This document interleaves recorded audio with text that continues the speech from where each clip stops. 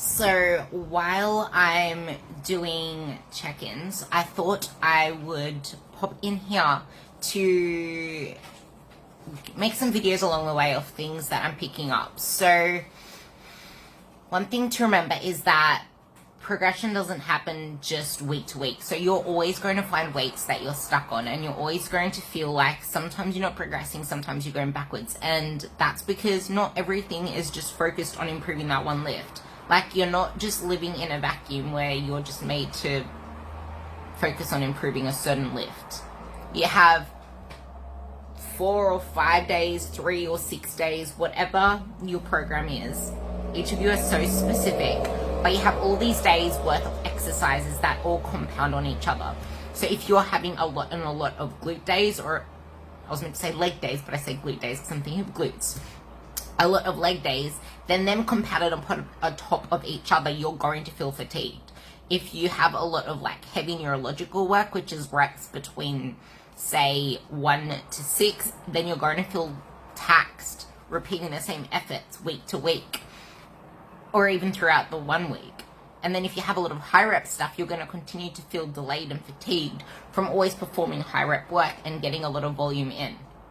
So keep that in mind. And I also remember sometimes when I used to start out, I used to be so let down because a lot of my lifts were always going backwards. And I realized, hey, I'm always improving the first few exercises on my training day. I remember this for delts one day because I improved all of my standing barbell presses, and then I improved just slightly by reps the next exercise I did.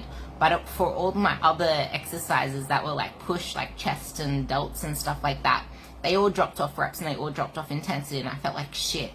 Because way back then, I didn't have that thought processing where it's like, hey, there's the fatigue from the previous exercises.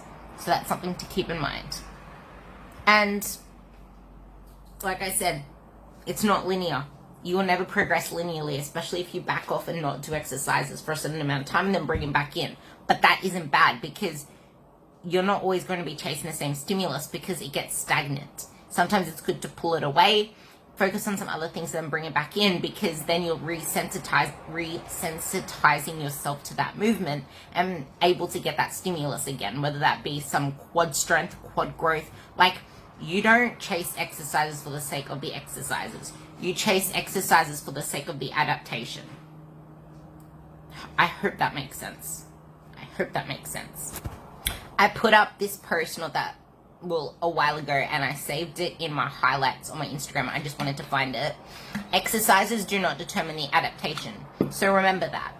We want to get a certain adaptation from your body, making it stronger, making it more resilient, making it more like buffer off the stress, being able to go longer for longer, go harder for longer, and actually shape and sculpt it up and become stronger all round.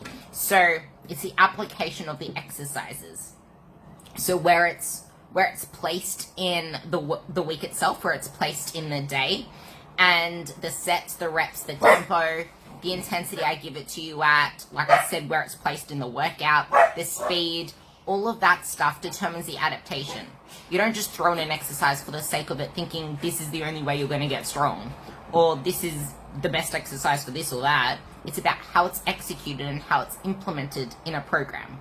So that's one thing to keep in mind when it comes to stressing over certain exercises or getting stuck or wondering if you're progressing. Just realize that you need to look at the broader scheme, and until you actually master the basics first and get your form in check, you're still trying to build that bottom of the base.